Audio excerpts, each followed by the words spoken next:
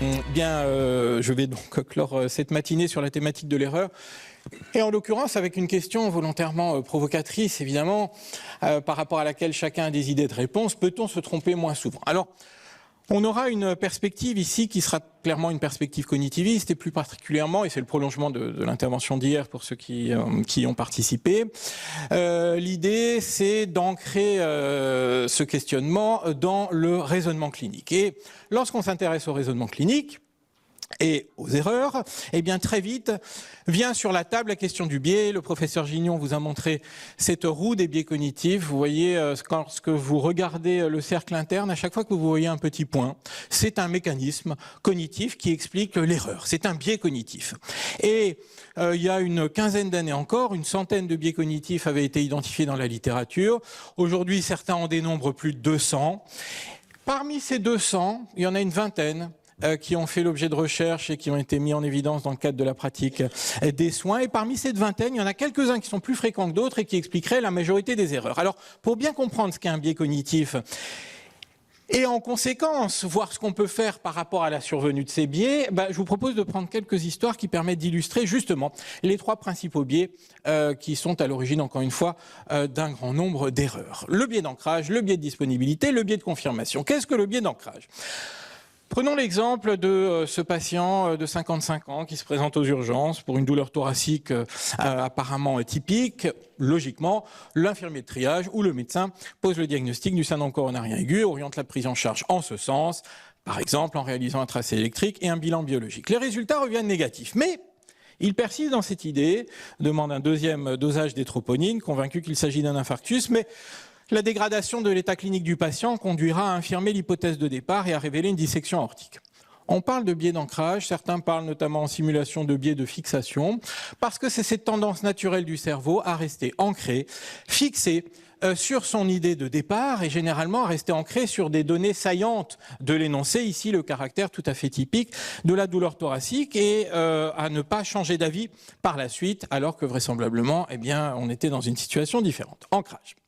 Le biais de disponibilité. On est dans une unité de soins palliatifs et un infirmier de nuit observe un état d'agitation chez un patient qui présente des troubles de la conscience et se souvient de patients en fin de vie qu'elle avait vus auparavant et chez qui ce comportement précédait le décès. On conclut donc que le patient est en phase terminale et met en place ce qui est préconisé, protocolisé dans ces situations-là, c'est-à-dire des soins de confort. Le lendemain, un diagnostic de nature somatique sera posé, réversible et permettra la résolution des problèmes.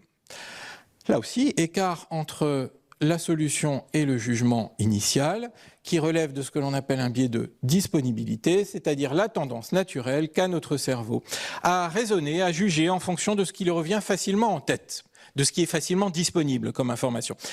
Et qu'est-ce qui nous revient facilement ? C'est les vécus récents, ce sont les expériences récentes, et en l'occurrence ici, ce sont elles qui ont conditionné la genèse des hypothèses. Biais de confirmation, c'est un infirmier du SMUR qui cathétérise un patient pour le transporter aux urgences, constate que ça coule pas, se dit ça doit être positionnel, je suis au niveau d'une articulation, mobilise donc la main en flexion en extension, et puis constate, comme on l'a tous déjà vécu, que ça coule un peu mieux. Alors il y a un petit point de gonflement, mais enfin ça arrive occasionnellement. Problème, au moment d'injecter, ça n'a pas fonctionné puisqu'on était en dehors de la veine. Alors on parle ici de biais de confirmation, c'est l'un des biais les plus décrits dans la littérature. Parfois on lui donne le nom d'effet tunnel, c'est-à-dire la tendance que l'on a à prêter davantage d'attention aux informations et aux données qui vont dans le sens de nos hypothèses initiales qu'aux données infirmatoires. Et en l'occurrence, le cerveau est confronté à la fois à une donnée confirmatoire et une donnée infirmatoire, mais par souci d'économie cognitive, qui est son fonctionnement cognitif normal, il va ignorer en quelque sorte, ou négliger en tout cas la donnée qui aurait pu lui faire dire que, en fait, c'était pas une voie positionnelle. Alors, lorsqu'on regarde de plus près les caractéristiques communes à ces erreurs, on se rend compte que tout se joue au début, c'est-à-dire tout se joue au moment de la genèse des hypothèses, au moment du diagnostic, au moment de la reconnaissance de la situation.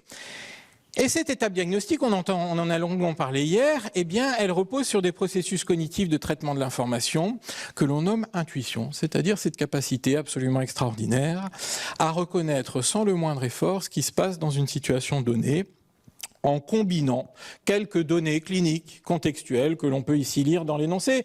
Mais ça marche aussi dès lors que l'on observe des situations, que l'on voit des choses immédiatement et sans produire le moindre effort cognitif.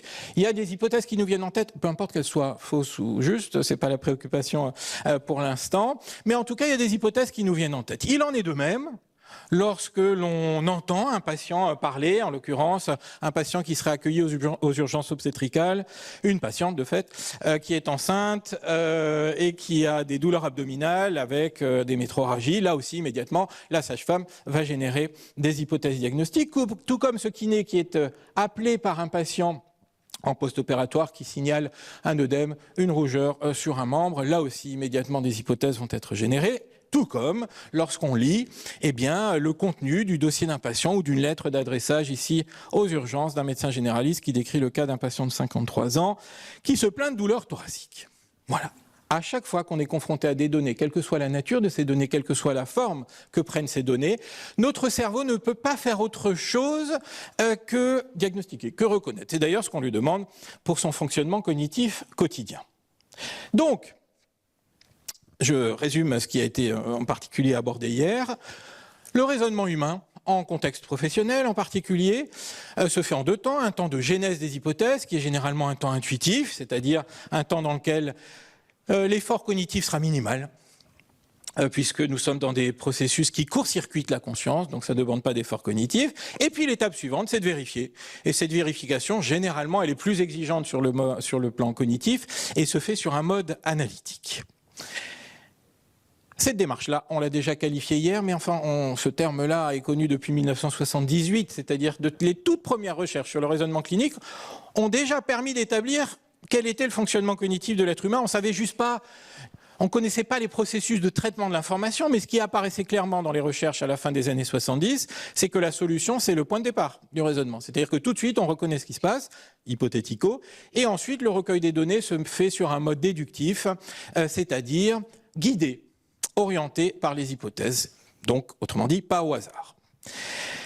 Alors tout cela a été remarquablement synthétisé dans des travaux publiés sous la forme d'un ouvrage en 2011 qui est extrêmement célèbre lorsqu'on s'intéresse à la prise de décision, puisqu'il a été rédigé par un psychologue qui a obtenu le prix Nobel d'économie, ce qui est quand même pas banal, et lui qualifie le raisonnement intuitif de système 1, et puis le raisonnement analytique, celui qui exige un engagement cognitif plus marqué, de système 2. Et qu'est-ce que nous dit Daniel Kahneman à propos de ces deux systèmes? Et ça a considérablement influencé par la suite notre perception de l'erreur.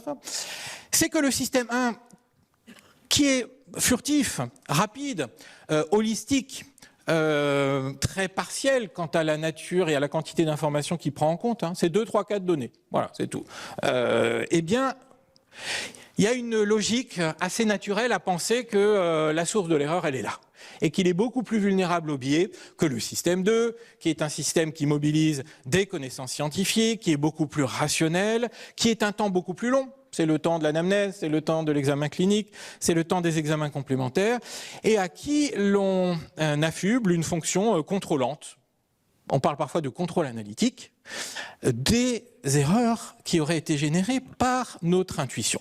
Voilà ce que nous dit Kahneman depuis 2011, et voilà comment il a réussi à convaincre la quasi-totalité des gens quant au caractère fautif par nature, intrinsèquement, du système 1. 2 ans plus tard, des auteurs ont osé remettre en question cette représentation-là, en nous expliquant, je vous la fais court, que croire que l'intuition est la cause de toutes nos erreurs, c'est probablement l'une des représentations les plus fausses qu'il soit lorsqu'il est question du raisonnement clinique. Et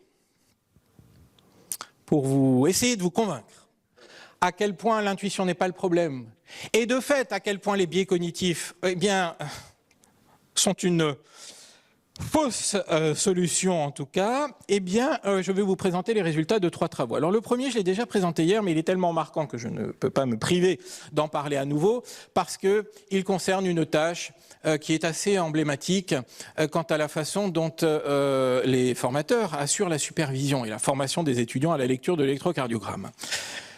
Arc et ses collaborateurs ont pris des étudiants novices, leur ont appris à lire l'électrocardiogramme et puis ensuite sont passés à une phase de test pour voir ce qui se passait lorsqu'ils encourageaient plutôt le fonctionnement du système 1, c'est-à-dire plutôt un fonctionnement intuitif, plutôt le fonctionnement du système 2 ou alors un fonctionnement associé, hybride. Voilà en quoi différaient les consignes. Le premier groupe, c'est le groupe intuitif. Voilà. On leur disait, fais confiance à ton intuition. Donc c'est quoi cet électrocardiogramme? Le deuxième groupe, on encourageait le fonctionnement du système 2, c'est-à-dire du système analytique, c'est-à-dire qu'on leur demandait, dans une démarche plutôt inductive, de repérer toutes les anomalies visibles sur l'électrocardiogramme et ensuite seulement de conclure sur la présence ou non d'anomalies. Et puis le troisième groupe, on donnait des consignes qui étaient similaires au premier, c'est-à-dire de faire confiance à leur intuition, et ensuite on les encourageait à vérifier. Le groupe qui a obtenu les niveaux de performance le plus élevé est le troisième groupe, c'est-à-dire le groupe chez qui on n'a pas inhibé le fonctionnement intuitif. Alors pas dans cette étude, mais dans des études ultérieures qui ont été réalisées autour de tâches similaires ou de tâches différentes, il y a même des chercheurs qui ont documenté que encourager la réflexion altérait la performance. Et que de fait, ces consignes-là, qui poussaient à être analytiques, qui poussaient à être parfois même réflexifs, eh bien étaient des causes d'erreur. Donc, premier enseignement de tout ça, freiner l'intuition, y compris chez les plus novices des novices, est un frein et une cause d'altération de la performance. Deuxième étude, beaucoup plus récente, elle date de 2025, publiée dans un grand journal qui s'appelle Medical Education, avec des grands noms ici du raisonnement clinique. Ils se sont intéressés à la lecture, là aussi, de l'électrocardiogramme, des clichés radiographiques chez des internes et chez des médecins. Qu'est-ce qu'ils ont mis en évidence? On peut le résumer avec ce graphique qui concerne la lecture de l'électrocardiogramme. En bas, vous avez le temps. Et puis là, vous avez la proportion de vrais positifs, c'est-à-dire le niveau de performance, quoi. Et ils ont mis en évidence qu'entre 1 et 5, le niveau de performance augmente et qu'ensuite il stagne. En tout cas, il n'évolue pas de façon significative. Alors 1, 5, 10, 20, c'est quoi? Sont-ce des heures? Des minutes peut-être? Des secondes? Voilà, c'est-à-dire que la performance dans la lecture de l'électrocardiogramme et dans la lecture de clichés radiographiques augmente entre la première et la 5e seconde et ensuite stagne. Conséquence de cela, faire trop réfléchir n'améliore pas la performance et, comme on l'a vu précédemment, peut même la détériorer. Et c'était en particulier le cas sur certaines tâches chez les internes. Troisième étude dont je souhaitais vous parler, alors ça c'est l'étude, si vous voulez, qui a sifflé un peu la fin de la récré. Alors elle date de 2017, mais elle a quand même touché sérieusement tous les espoirs que portaient les tenants de ce que l'on appelle le débiaising, c'est-à-dire l'idée selon laquelle, on avait conclu là-dessus hier, l'idée selon laquelle, si moi, soignant, je connais mieux mon fonctionnement cognitif, c'est-à-dire que je connais la façon dont je raisonne, et que je connais les principaux biais cognitifs, peut-être que je pourrais me dire, au décours de mon raisonnement, tiens, mais je fais fausse route. Si ça se trouve, je suis en train d'être victime du biais d'ancrage. Si ça se trouve, je suis en train d'être victime du biais de confirmation. Je vous rappelle qu'il y a 225 biais, donc la liste peut être longue, évidemment, mais partons du principe qu'il n'y en a qu'une vingtaine documentés dans le domaine de la santé. Alors, Svan et ses collaborateurs, en 2017, ils ont pris une population assez particulière, les experts mondiaux des biais et de la performance diagnostique. C'est-à-dire qui appartenaient à une société savante, la Société pour l'amélioration du diagnostic médical, et ils ont demandé à ces experts d'analyser a posteriori des histoires cliniques et de repérer dans une liste de 6 biais lesquels étaient présents. Bon, le principe du débiaising, quoi. Est-ce qu'on est capable, est-ce qu'on est capable de repérer les biais dans les histoires? Et ce qu'ils ont fait, c'est deux choses. Premièrement, ils ont calculé le taux d'accord intercodeur, c'est-à-dire est-ce qu'ils étaient d'accord entre eux. Le résultat est à peu près égal à 0. Parfois c'est 0,0 quelque chose. Mais enfin, en gros, aucun expert des biais n'est d'accord sur la nature des biais présents dans les histoires cliniques. Alors vous voyez, ça commence mal, parce qu'on demande aux soignants lambda pendant qu'ils raisonnent, parce que la tâche est plus simple. Ils avaient la fin de l'histoire, c'était terminé. Là, on nous a fait croire quand même pendant des années qu'en demandant à des soignants de monitorer leur raisonnement et de se dire, tiens, est-ce que je ne suis pas victime du 2e, du 12e ou du 225e biais? Est-ce que je ne fais pas fausse route? Des experts, y compris lorsqu'ils ont toute l'histoire, ne sont pas d'accord entre eux. Deuxièmement, Swann a manipulé la fin de l'histoire parce qu'en fait, le récit tel qu'il était proposé permettait d'aller sur 2 pistes diagnostiques. Et dans la moitié des cas, auprès de la moitié des experts, l'histoire se terminait bien par une réussite diagnostique, et dans l'autre moitié des cas, elle se terminait par une erreur. En toute logique, et c'est la conclusion de leur étude, quand vous savez que vous vous êtes trompé ou que quelqu'un s'est trompé, ben vous voyez des erreurs partout. On remonte l'histoire à rebours. C'est le fameux « mais c'était évident que ». Mais tu vois bien qu'il y avait un petit S5Q3 sur cet électrocardiogramme. Ah ben non. Enfin si, maintenant je le vois. Maintenant que l'histoire est finie et qu'il est mort d'une embolie pulmonaire, je vois bien effectivement le S5Q3. Mais dès lors que je partais sur une péricardite ou sur une crise d'angoisse ou que sais-je, ben je ne l'ai pas vu. Voilà. C'est ce qu'on appelle le biais rétrospectif. Alors s'il y a bien un biais sur lequel tout le monde est d'accord, c'est celui-là. Celui dont on est victime, nous en tant que soignants, quand il nous arrive quelque chose qui se termine mal, celui dont on est aussi victime plus indirectement lorsque les fameux experts se mêlent à l'histoire et commencent à analyser juridiquement, par exemple, des événements indésirables graves. Mais l'expert, il est à la fin de l'histoire, évidemment, donc il va avoir des erreurs partout. Ce biais rétrospectif. Donc, conclusion, reconnaître les biais, alors vous voyez, j'ai mis entre guillemets difficile. Les auteurs vont bien au-delà. C'est juste pas possible. Le biais n'apparaît que quand on connaît la fin de l'histoire. Ah ouais, je me suis trompé. Bah, quand on connaît la fin de l'histoire, elle est finie. Donc c'est trop tard. Et de fait, n'améliore pas la performance. Oui, il suffit que je supprime les dernières lignes et puis tout se passe bien. Tout se passe bien. Et 9 fois sur 10, ça se passe comme ça. Ça se passe comme ça. Et dans le premier cas, vous voyez, on saluera la capacité du soignant à avoir repéré les données saillantes de l'énoncé, enfin du cas. Et on parlera, c'est très marrant parce que dans la littérature, du coup, quand ça se finit bien, on parle d'heuristique, heuristique d'ancrage. Quand ça se finit mal, c'est un biais d'ancrage. Quand ça se finit bien, c'est une heuristique d'ancrage.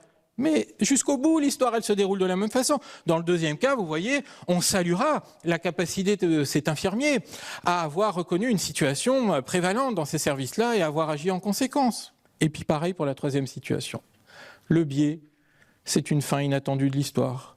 C'est une histoire qui, dans la quasi-totalité des cas, dans 90% des cas, ne se termine pas comme ça, ne se termine pas par une erreur, se termine bien. Et c'est donc un faux problème. En 2017, Norman et ses collaborateurs ont réalisé une revue de la littérature sur justement l'efficacité des stratégies dites de débiaising. Donc vous avez compris, ça ne marche pas. Bon. Ça ne marche pas, mais à côté de ça, à coup d'éditoriaux, vous en avez qui continuent à défendre cette posture-là. Et dans des environnements ultra expérimentaux qui n'ont rien à voir avec la vraie vie, on peut avoir des effets. Mais voilà ce que nous dit Norman. Donc ça ne marche pas, les stratégies de débiaising. Apprendre aux gens à reconnaître des biais, ça permet, une fois qu'ils se sont trompés, de comprendre comment ils se sont trompés, mais ça ne les empêchera pas de refaire exactement la même erreur la fois suivante. Et en même temps, vous ne pouvez pas vous dire, tiens, ça ressemble à un infarctus, tiens, ça ressemble à un lapin, tiens, ça ressemble au professeur Tardif, mais ça se trouve, ce n'est pas le professeur Tardif. Je suis peut-être victime d'un biais d'ancrage. J'ai vu son nom sur le programme, mais qui me dit que c'est le professeur Tardif. C'est un raisonnement qui n'a aucun sens. Mais c'est la même chose qu'on demande aux gens, qu'on encourage à mettre en œuvre ces stratégies de débiaising. Alors, ils ont quand même soulevé un petit espoir, puisqu'ils ont documenté, dans leur revue de la littérature, que les stratégies qui visent à réorganiser les connaissances ont un effet significatif, mais modeste. Enfin, quand on n'a rien de mieux, on s'accroche à ce qui reste. C'est quoi cette histoire de réorganisation des connaissances? Je vous remets ce que vous avez proposé hier, c'est-à-dire cette analogie qu'il est courant de réaliser entre notre raisonnement et le fonctionnement d'un moteur. Le cerveau humain, c'est 2 moteurs. On peut traiter l'information sur le plan cognitif de 2 façons différentes. Intuitivement, pas besoin de réfléchir. Analytiquement, besoin de réfléchir, pour faire court. Ces moteurs ne conditionnent pas la performance. Et c'est pour ça que le biais n'est pas un problème et que le débiaising est une fausse solution.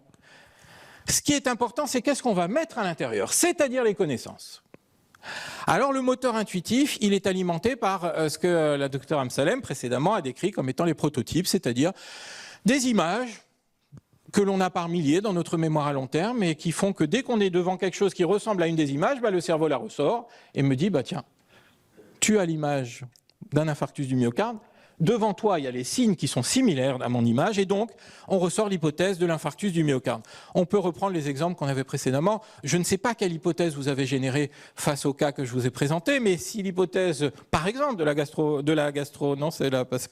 la grossesse extra-utérine, ça ressemble au début, mais enfin c'est eh bien, si c'est l'hypothèse que vous avez générée, c'est que vous avez en mémoire à long terme un prototype de l'AGU qui associe par exemple grossesse, douleur abdominale, métrorragie. Si vous avez généré l'hypothèse de la thrombose veineuse profonde ou d'une hémorragie intra-articulaire en post-opératoire, c'est que vous avez un prototype correspondant. Et pareil pour le syndrome coronarien aigu. Donc vous voyez, ces prototypes, ce sont ces images ultra simplifiées, abstraites, qui nous permettent de reconnaître très vite tout ce qui nous entoure dans notre environnement personnel comme professionnel. Premier type de connaissance. Le deuxième, on en a longuement parlé hier, ce sont les fameux scripts, fameux en tout cas depuis 2021, c'est-à-dire depuis qu'ils ont été introduits, en tout cas depuis que dans la réforme du deuxième cycle des études de médecine, un test visant à les évaluer chez les étudiants a été introduit. Le script, c'est une histoire, c'est-à-dire que si mon intuition me dit tiens, c'est peut-être un syndrome coronarien aigu, le cerveau va activer le script correspondant, c'est-à-dire l'histoire qu'il va se raconter pour vérifier l'hypothèse.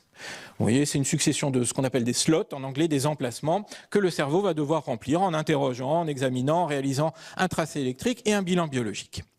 On a là ce à quoi Norman fait référence, c'est-à-dire ces fameuses connaissances qui, vous voyez, ont une organisation qui est quand même très particulière.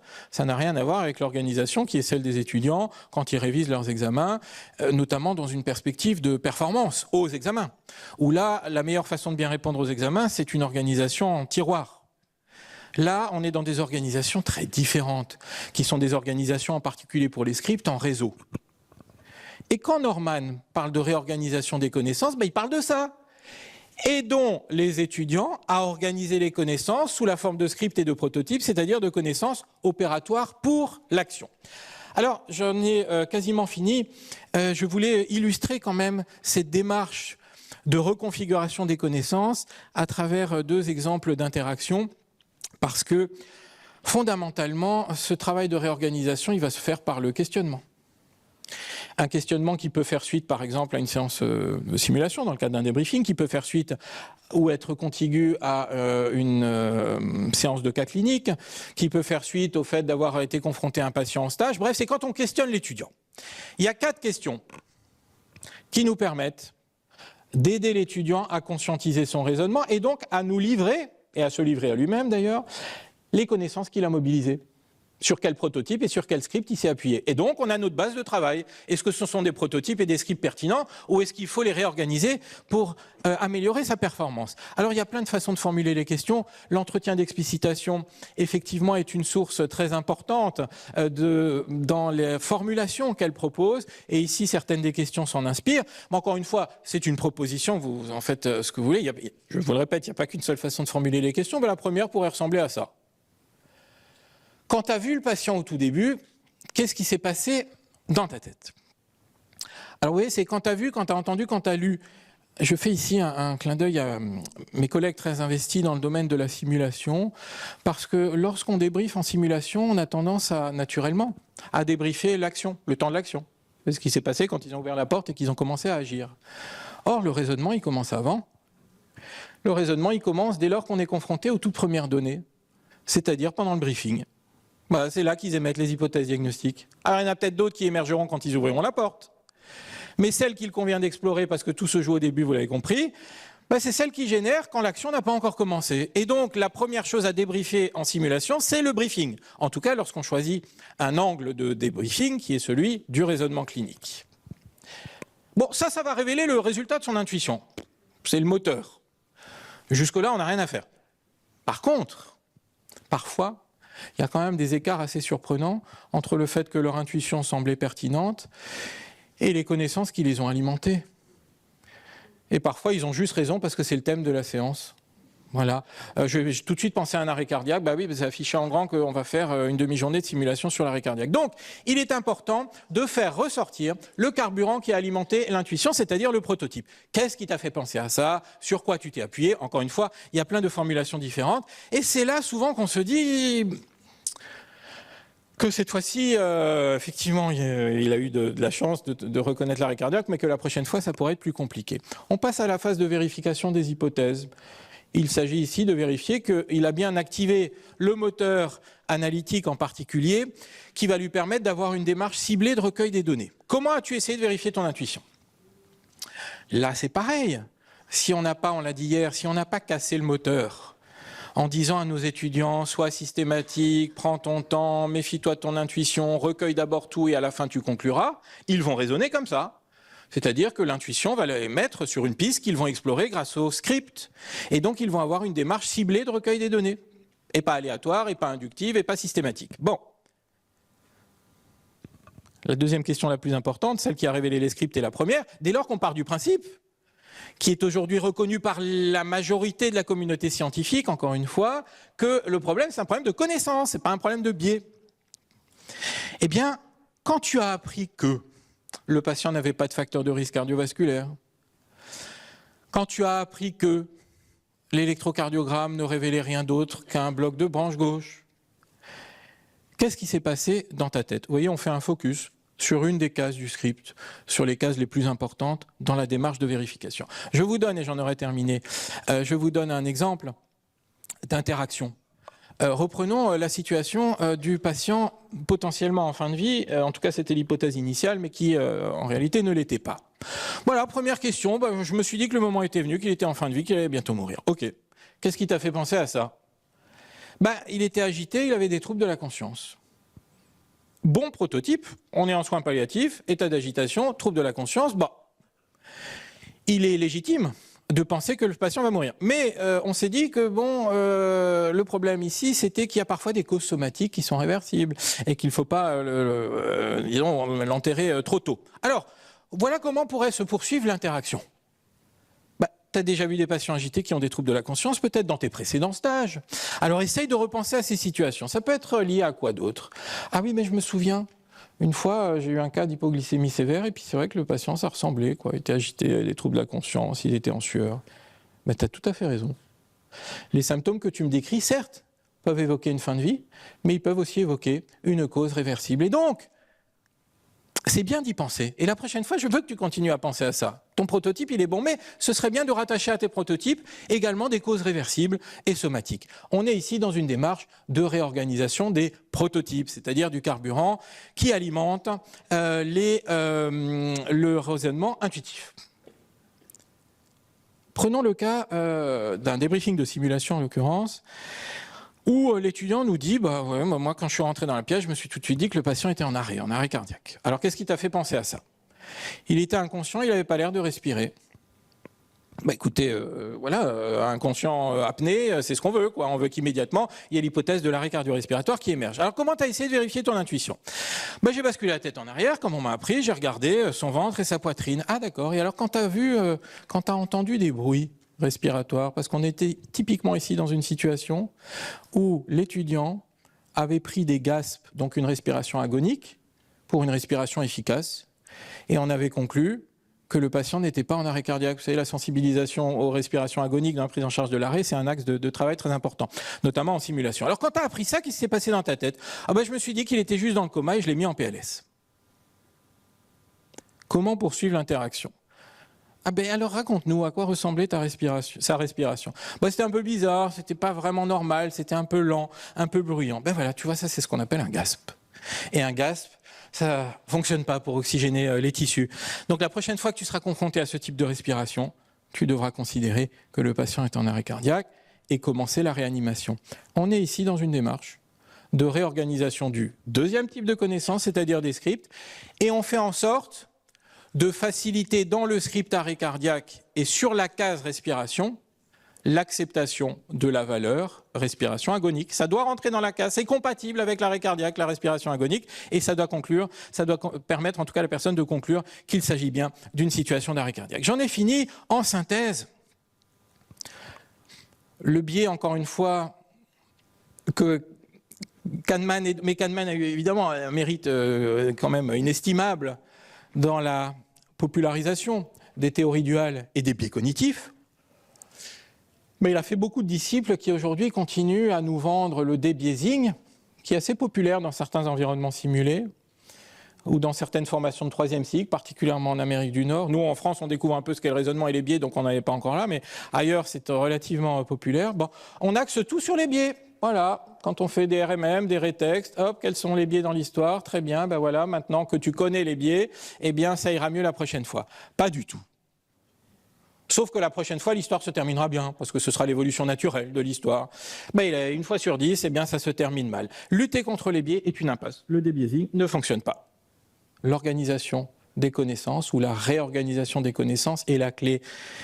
Et j'en finirai en répondant à la question, peut-on se tromper moins souvent?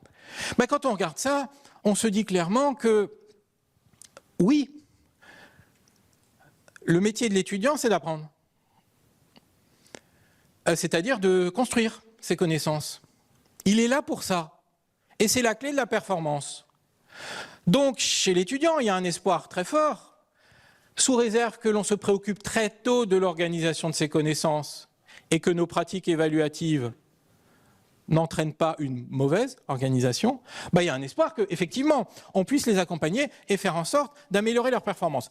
Chez nous, soignants en exercice, la tâche est autrement plus complexe. Ça a été discuté précédemment, notamment par la Dr Amsalem, le professeur Tardif. Les prototypes et les scripts sont des connaissances. Sont donc des connaissances antérieures, qui sont ancrées. Chez un professionnel en activité, elles sont parfois ancrées depuis très longtemps. Elles ont pris racine. Et le cerveau va tout faire pour ne pas les déconstruire.